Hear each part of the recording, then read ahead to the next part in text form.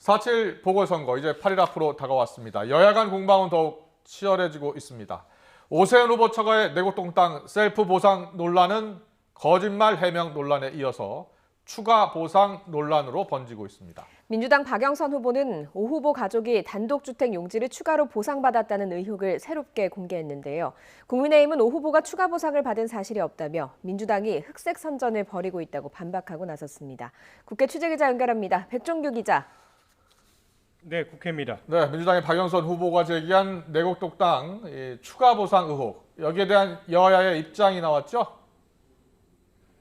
네, 그렇습니다. 민주당 박영선 후보는 오 후보 가족이 내곡동 땅 토지 보상금과는 별도로 추가 단독주택 용지를 특별 공급받았다는 사실을 공개했는데요. 이에 대해서 민주당 김태년 당대표 직무대행은 오늘 아침 회의에서 오 후보가 새롭게 제기된 의혹에 대해 입장을 추가로 밝혀야 한다고 촉구했습니다. 또 거짓말이 또 거짓말을 낳아 수습이 불가능한 지경에 이르자 오 후보가 기억 탓을 하며 본질 흐리기에 나섰다고 지적했습니다. 이에 대해 오세훈 후보는 추가 보상을 받은 사실은 없다고 반박했습니다. 국민의힘 중앙선대위 김은혜 대변인도 논평을 냈는데요. 오 후보의 둘째 처남만 절차에 따라서 분양 권리를 받고 이를 매매했을 뿐이라면서 오 후보와 배우자는 분양 대상이 아니었기 때문에 이를 알 턱이 없다고 강조했습니다. 그러면서 상속받은 땅이 마치 투기인 양 더 씌우기를 하는 마타도어가 어이없다며 아니면 말고식의 흑색 선전을 던지는 민주당의 몸부림이 안쓰럽다고 덧붙였습니다.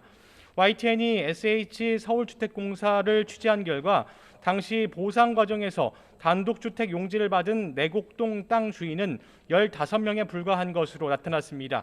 또 당시에 토지 1,000제곱미터 이상 소유자에게 아파트 분양권이나 단독주택 용지를 특별 분양했는데 특별 분양 절차를 보면 공동 소유인 경우 이를 땅 주인 모두에게 통보하는 것으로 확인됐습니다. 이 때문에 오 후보의 둘째 처남이 이에 대한 주택 용지 권리를 받고 이를 매매했더라도 오 후보가 이 사실을 알고 있었을 가능성도 있는 것으로 보여 이에 대한 민주당의 공세도 더 거칠어질 것으로 보입니다. 두 후보는 오늘 밤 중앙선거방송토론위원회 주최로 열리는 두 번째 TV 토론에서도 이와 관련한 날선 공방을 벌일 것으로 예상됩니다. 네, 여야 지도부는 오늘 서울과 부산 지역 곳곳에서 현장 유세 총력전을 벌이고 있다고요.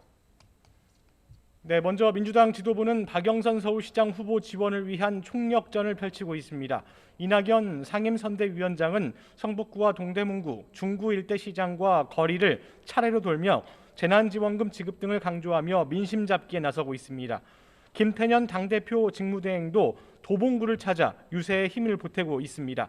국민의힘 지도부는 오세훈 후보와 박형준 후보를 동시에 지원하는 투트랙 유세 지원에 나서고 있습니다.